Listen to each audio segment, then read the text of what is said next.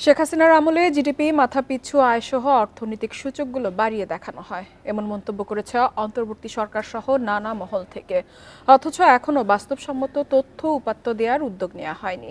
এদিকে ব্যবসায়ীরা বলছেন, ভুল পরিসংখ্যানের উপর ভিত্তি করে সঠিক নীতি গ্রহণ অসম্ভব। এ লক্ষ্যে স্বাধীন কমিশন গঠনের তাগিদ দিয়েছেন বিশ্লেষকরা।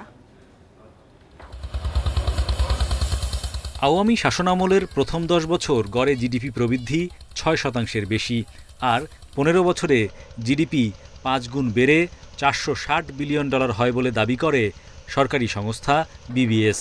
তবে বেসরকারি বিনিয়োগ, কর্মসংস্থান, ক্রয় ক্ষমতা, ভোক্তা বাজারসহ বিভিন্ন বিচারে জিডিপির আকার নিয়ে সন্দেহ ছিল দেশি বিদেশি বিভিন্ন গবেষণা সংস্থা ও দাতা গোষ্ঠীর। আমাদের এই গভর্নমেন্ট এসে হিমশিম খাচ্ছে যে আসলে আমাদের প্রকৃত তথ্যটা কি। অন্তর্বর্তী সরকার ক্ষমতা নেয়ার পর দায়িত্বশীল নীতি নির্ধারকরাও অতিরঞ্জিত মিথ্যা তথ্যের বিষয়ে সমালোচনা করেন। ব্যবসায়ীরা বলছেন, বিগত সরকার এলডিসি থেকে উত্তরণে উন্নয়নকে অতিরঞ্জিত করে দেখাতে চেয়েছে। শিল্পের সক্ষমতা সহ অর্থনীতির সঠিক তথ্য তুলে আনতে বর্তমান সরকারও গুরুত্ব না দেয়ায় হতাশ তারা। আমরা এক্সপোর্ট ফিগারের সময় দেখেছি যে কি পরিমাণ অ্যাকচুয়াল এক্সপোর্ট হয়েছে আর কি পরিমাণ শো করা হয়েছে। এবং এই যে বর্তমান যে ইন্টারিম গভর্নমেন্ট, এরা তো সবাই তো ইকোনমিস্ট মেজরিটি, এবং এখানে কিন্তু মানুষ আশা করেছিল যে ওনারা একটা সিস্টেম বের করে সেটা কারেকশনের দিকে যাবে, কিন্তু আমরা সেটা কিন্তু আসলে লক্ষ্য করছি না। বিবিএসের তথ্য উপাত্ত অভিজ্ঞ পরামর্শকের মাধ্যমে স্বাধীনভাবে যাচাই করার তাগিদ দিচ্ছেন অর্থনীতিবিদরা। তাদের মতে, চলতি অর্থবছরের বাজেটের আগেই গুরুত্বপূর্ণ সূচকের পুনর্মূল্যায়ন করা উচিত ছিল। প্রায়োরিটি বেসিসে যদি ন্যাশনাল অ্যাকাউন্টসের ডেটাগুলোকে নিয়ে যদি বসা যেত, ন্যাশনাল এবং ইন্টারন্যাশনাল এক্সপার্টদেরকে নিয়ে, যারা কোনো ধরনের ভয়ের মধ্যে কাজ করবেন। অতীতে আমরা দেখেছি যে এই ধরনের কাজ করতে গেলে একটা ভয়ের মধ্যে কাজ করা হতো। ইন্ডিপেন্ডেন্টলি তারা যদি কাজটা করতেন, এক্সারসাইজটা করতেন, তারা কিন্তু এক ধরনের একটা রিয়েলিস্টিক একটা বেসলাইন ক্রিয়েট করতে পারতেন। সামনে কোনো সরকারি আর এটাকে রিভাইজ করার উদ্যোগ নেবে না, কারণ তখন দলীয় রাজনীতি কিন্তু অনেকটাই কিন্তু এইটাকে চাপিয়ে কেউ আর দেখাতে চাইবে না তার সময়ে জিডিপির সাইজটা কমে গেছে। পর্যবেক্ষকরা বলছেন, মূল্যস্ফীতি, জনসংখ্যা, দারিদ্র্যের হার কম দেখাতেও বিবিএসে হস্তক্ষেপ করেছে বিগত সরকার। Hari Saha, independent news, Dhaka.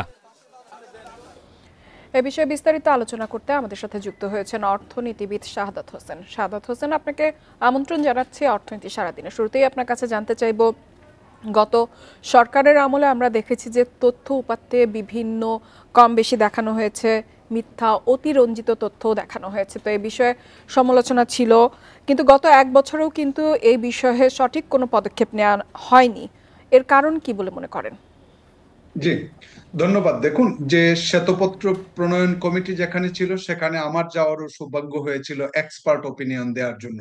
আমি ব্যক্তিগতভাবে বলেছিলাম যে এই শ্বেতপত্র গঠন করা হচ্ছে, যদি কিসের উপর ভিত্তি করে করা হচ্ছে এবং এই ক্যালকুলেশন গুলার মেথডস যেটা এক্সপার্টদের জানানো হয় নাই, সেটাও কিন্তু একজন প্রশ্নের সম্মুখীন হবে। ঠিক এখন এই এক বছর পরে এসেও কিন্তু দেবপ্রিয় ভট্টাচার্য উনি নিজেই বলেন যে যদি আমরা গ্রাজুয়েশন না করি, তাহলে হয়তো পরবর্তী সরকার এসে আমাদেরকে বলবে যে আসলে মিথ্যাচার করা হয়েছে ওই সময়কার। অর্থাৎ আমি যে জায়গাটায় বলতে চাচ্ছি যে প্রকৃতপক্ষে অন্যকে যখন ভুল বলবেন, তার সত্যতা যদি আপনি প্রমাণ করতে না পারেন, তাহলে প্রকৃতপক্ষে মিথ্যাটাই কিন্তু সত্যে পরিণত হয়।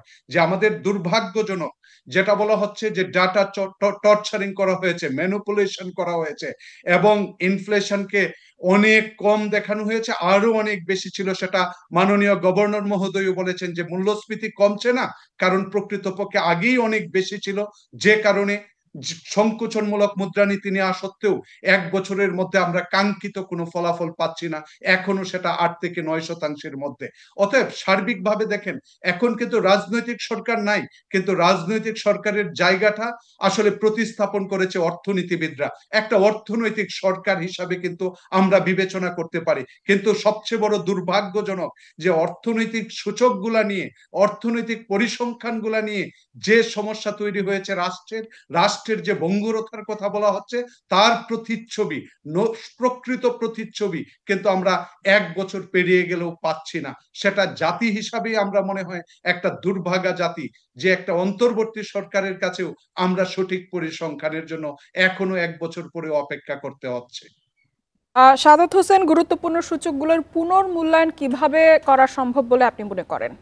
জি, ধন্যবাদ। দেখুন যে প্রকৃতপক্ষে এই সরকারের কিন্তু একটা ইন্ডিপেন্ডেন্ট বডি গঠন করতে পারতেন শুরুর দিক থেকেই, যারা পরিসংখ্যান বুঝেন, যারা ইকোনমিক্সের ইন্ডিকেটর গুলা কিভাবে ইন্টারন্যাশনাল স্ট্যান্ডার্ড অনুযায়ী মেজার করতে হয় সেটা বুঝেন। যে একটা ইন্ডিপেন্ডেন্ট বডি গঠন করা হয় নাই, এই নতুন ভাবে কনস্ট্রাকশন অথবা একটা ক্রিয়েটিং বেঞ্চমার্ক, যে আমরা যে একটা বেঞ্চমার্ক ক্রিয়েট করব সেটা কিন্তু করা হয়নি। কিন্তু আমি মনে করি একটা স্বাধীন ইন্ডিপেন্ডেন্ট বডি যেখানে কোনো হস্তক্ষেপ থাকবে না, সেখানে প্রকৃত মানুষগুলা যদি সেখানে ইনক্লুড করে একটা কমিটি করা যায় এবং তাদেরকে স্বাধীনতা দেওয়া হয়, তাহলে প্রকৃত হিসাবগুলো আসলে প্রত্যেকটা সেক্টরেরই বের হয়ে আসবে, যে আমরা আসলে কতটুকু বেশি দেখিয়েছি কোথায়, আর যেখানে বেশি থাকার কথা সেখানে কতটুকু কম দেখিয়েছি। সাদাত হোসেন, এবার আপনার কাছে একটু জানতে চাইবো এলডিসি উত্তরণের বিষয়ে। এলডিসি উত্তরণের যে সময়টা নির্ধারণ করা হয়েছিল সেটা কিন্তু যখন গুরুত্বপূর্ণ তথ্য উপাত্তগুলোর সংখ্যাগুলো ভুল ছিল সে সময়টা নির্ধারণ করা হয়েছিল, তো যার জন্য ব্যবসায়ীরা কিন্তু এখন সময়টা পেছানোর কথা বলছে, তো এই বিষয়ে আপনার কি মনে হয়? ধন্যবাদ। প্রথম অবস্থায় দেখুন যে এলডিসি গ্রাজুয়েশন আমরা কিন্তু একটা কমপ্লায়েন্স কিছু ইন্ডিকেটর আছে, আপনারা জানেন যে মাথাপিছু আয়, মানব উন্নয়ন সূচক, প্লাস হচ্ছে জলবায়ু সংক্রান্ত যে আমাদের অর্থনৈতিক ভঙ্গুরতা সূচক, এই 3টি সূচকের মানদণ্ডের ভিত্তিতে তারা করে। এবং সেই পরিসংখ্যানগুলা কিন্তু বিগত সরকারের আমলে, আপনি জানেন, হয়তো আপনারা জানেন যে 2024 সালে আমাদের গ্রাজুয়েশন হওয়ার কথা ছিল, কিন্তু কোভিড এর কারণে সেটা 2026 সাল, অলরেডি 2 বছর পিছিয়েছে।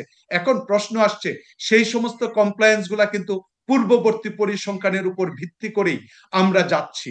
এখন প্রশ্ন, পূর্ববর্তী পরিসংখ্যান সঠিক ছিল কিনা, আর সঠিক ছিল না সেটা প্রমাণ করার জন্যই কিন্তু এই অন্তর্বর্তী সরকারের 2026কে লক্ষ্য রেখেই প্রথমে এই কাজটা করা উচিত ছিল, যেটা হচ্ছে বাংলাদেশের যে এক্সপোর্ট ইম্পোর্ট বহির্বিশ্বের সাথে যে আমাদের বাণিজ্য টোটালটা, এবং আমাদের লোন নেয়া থেকে শুরু করে অনেক অর্থনৈতিক ইন্ডিকেটর গুলা সম্পৃক্ত ছিল। অতএব এই জায়গাটায় পিছাবে কি পিছাবে না যদি বেশি করে দেখানো হয়ে থাকে, তাহলে তো আমরা সেই জায়গাটায় পৌঁছি নাই। যদি না পৌঁছে থাকি, তার সত্যতা প্রমাণ করা এই সরকারের কাছে সেই উপাত্ত এখনো তৈরি করে নাই, যে কারণে পিছানো সম্ভব, কিন্তু স্ট্রং লজিক দিতে হবে। কিন্তু সেই লজিকটা দেওয়ার জন্য যে ব্যাকগ্রাউন্ড কাজটা এই অন্তর্বর্তী সরকারের করার কথা ছিল, সেটা প্রকৃতপক্ষে উনারা করেন নাই, যে কারণে আমি মনে করি সরকারের পক্ষে এখন পিছানোটা কঠিন হয়ে গিয়েছে। কিন্তু এই সরকারই যখন বিগত সরকারকে তার পরিসংখ্যানগত ত্রুটির কথা বলা হচ্ছে, এখন ব্যবসায়ীরা কিন্তু তাদের নৈতিকতার দিক থেকে যে আমরা পূর্ববর্তী। সাদাত হোসেন, আমাদের সাথে যুক্ত হওয়ার জন্য আপনাকে অসংখ্য ধন্যবাদ।